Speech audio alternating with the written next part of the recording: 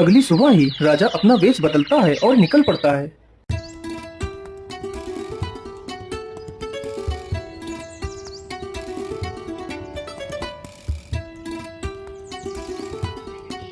राजा चलते चलते महरौली गांव के प्रसिद्ध सेठ लखपति राम के पास पहुंचता है। सेठ जी, मेरा नाम चंपक लाल है और मैं किसी काम की तलाश में आपके पास आया हूँ। कृपा कर मुझे किसी काम पर रख लीजिए। अरे नहीं नहीं भाई, हमारे पास तो वैसे भी कितने सारे मजदूर हैं, मुझे किसी भी मजदूर की आवश्यकता नहीं है। मालिक मालिक जल्दी चलिए, आपके बेटे के शरीर से तो बुखार उतर ही नहीं रहा है, मानो बुखार बढ़ता ही जा रहा है।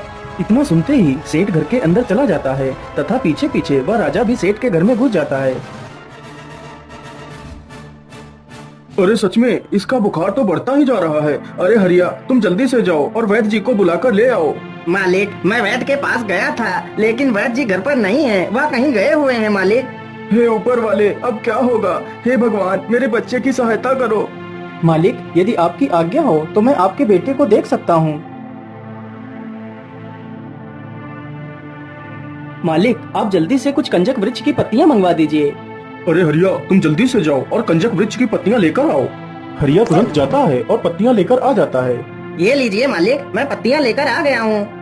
राजा तुरंत ही उन पत्तियों को पीसता है और सेठ के बेटे को खिला देता है। दवाई खिलाते ही उसका असर सेठ के बेटे पर हो जाता है। लड़का पूरी तरह स्वस्थ हो जाता है। अरे पिताजी, देखिए अब तो मैं पूरी तरह स्वस्थ हो चुका हूँ।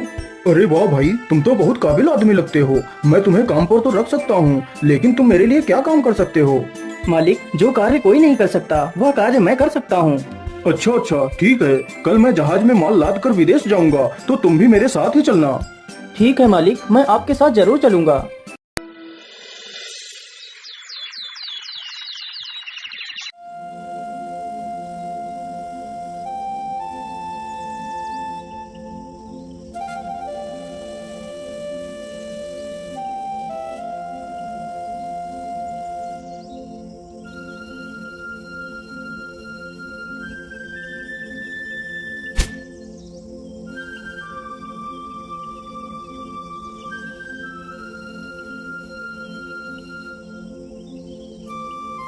मालिक, सारा माल जहाज में रख लिया है, अब आप भी ऊपर आ जाइए।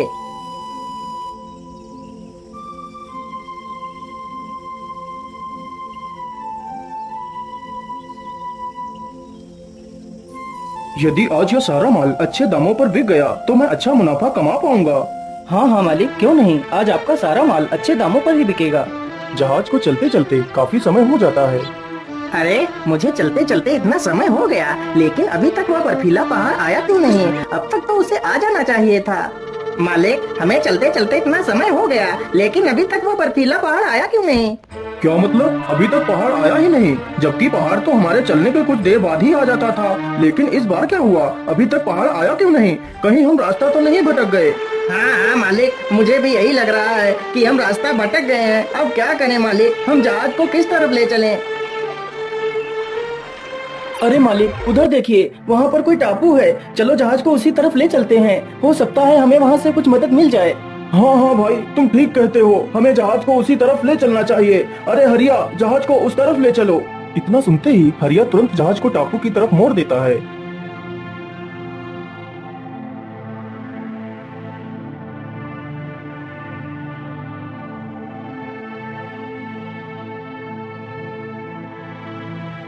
अरे वाह, टापू तो कितना सुंदर है।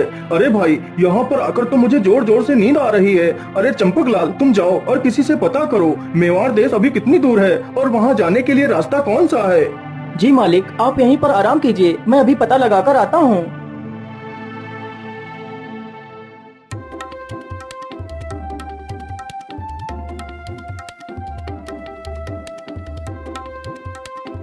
अरे ये क्या, यह आदमी किसे पकड़ कर ले जा रहे हैं? मुझे लगता है यह कोई डाकू हैं जो किसी मासूम को पकड़ कर ले जा रहे हैं। चलो इनका पीछा करता हूँ।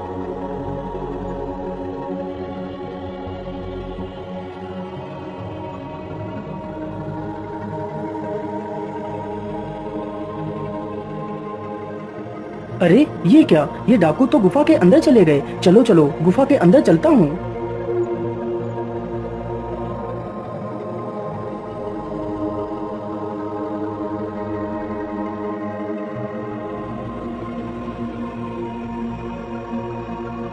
ए देवी माँ, हम राजा की बेटी को ले आए हैं। आपके आशीर्वाद से हमें काफी सारा धन मिला है।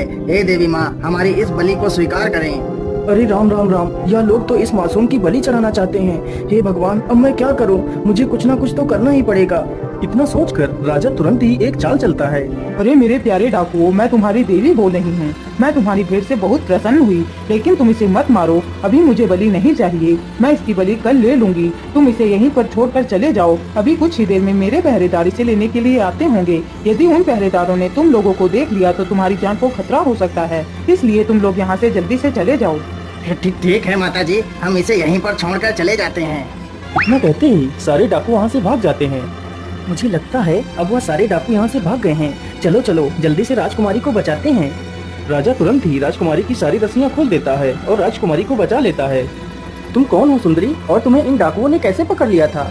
मेरा नाम सुनैना है। मैं पल्लव राजा की राजकुमारी हूँ। इन डाकुओं ने मेरे महल में चोरी की और फिर मुझे अगवा कर लिया। लेकिन तुम कौन हो जिसने इतनी बुद्धिमानी से मेरी जान बचा ली? देवी, मैं कलिंग राज्य का राजा विक्रमसेन हूँ। फिर राजा उसे अपनी पूरी कहानी सुनाता है। क्या अनाज बेचने? वैसे महाराज, हमारे राज्य में भी इस बार अनाज की उपज अच्छी नहीं हुई। यदि आप चाहो तो अपने सेठ का सारा अनाज हमारे पिताश्री को बेच सकते हो। हाँ हाँ, क्यों नहीं देवी, चलिए मैं आपको आपके महल तक छोड़ देता हूँ।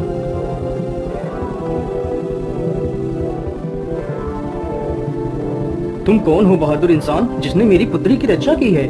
फिर राजा विक्रमसेन अपनी पूरी कहानी राजा को सुना देता है। राजा विक्रमसेन की कहानी सुनकर राजा अत्यधिक प्रसन्न होता है। महाराज, आप तो सचमुच कितने वीर और साहसी हैं। मैंने आपके जितने चर्चे सुने थे, आप उससे कई गुना ज्यादा साहसी और बुद्धिमान हैं। आप तो हमारे लिए भगवान बनकर आए हैं। हमारे राज्य में तो अनाज की तंगी पड़ी है। यदि आप चाहे तो सेठ से कहकर हमें अनाज दिलवा सकते हैं। हाँ हाँ महाराज, क्यों नहीं, चलिए हमारे साथ, हम आपको सेठ के पास ले चलते हैं। राजा तुरंत ही विक्रम के साथ जाता है। मालिक, ये पल्लव राज्य के राजा हैं। ये हमसे हमारा अनाज खरीदना चाहते हैं। हाँ हाँ महाराज, क्यों नहीं, यह सारा अनाज तो मैं बेचने के लिए ही ले जा रहा था। यदि यह अनाज आपके राज्य में खुशहाली ला सकता है तो मैं यह अनाज आपको देने के लिए तैयार हूँ। सेठ सारा अनाज राजा को बेच देता है। उस अनाज के बदले राजा सेठ को काफी सारे हीरे जवाहरात व सोने की असरफियाँ देता है। यह देखकर सेठ बहुत प्रसन्न हो जाता है। अच्छा ठीक है महाराज, अब आप मुझे मेरे राज्य लौटने की आज्ञा दें। सेठ खुशी खुशी अपने राज्य की ओर लौट जाता है। अरे चंपकलाल, तुम तो सचमुच कितने बुद्धिमान हो। मुझे तो मेरे अनाज की 10 गुनी कीमत मिल गई है। मैं तुमसे बहुत प्रसन्न हूँ। आज मैं तुम्हें इतना धन दूंगा कि तुम्हें किसी दूसरे के पास नौकरी करने की जरूरत नहीं पड़ेगी। सेठ राजा को एक पोटली भरकर सोने की असरफियाँ देता है। राजा खजाने की पोटली लेकर वहाँ से निकल पड़ता है। अरे अब तो मैं चलते चलते कितना थक गया हूँ। चलो थोड़ा इसी पेड़ के नीचे आराम कर लेता हूँ, फिर आगे चलूंगा। राजा पेड़ के नीचे आराम करने लगता है। ए मुसाफिर, मुझ पर दया करो, मेरी सहायता करो। मेरे पास रहने के लिए घर तक नहीं है। बेटा, यदि तुम्हारे पास कुछ धन हो तो मुझे दे दीजिए। मैं तुम्हारा एहसान कभी नहीं भूलूंगी। अरे माता जी, आप चिंता ना करिए, आज से आपको बिना घर के रहना नहीं पड़ेगा। ये लीजिए माता जी, इसमें बहुत सारी सोने की असरफियाँ हैं, जिससे आपका सारा जीवन सुखमय कटेगा। इतना सुनकर वह बुढ़िया खुश हो जाती है और खजाने की पोटली लेकर वहाँ से चली जाती है। राजा भी बूढ़ी महिला को पोटली देकर मुस्कुराता है, क्योंकि राजा को अपने सवालों का जवाब मिल गया था। राजा ने मेहनत करके सेठ के घर काम किया और पैसे कमाए, लेकिन वह पैसे उसके भाग्य में नहीं थे, इसलिए वह पैसे उसके पास नहीं रुके।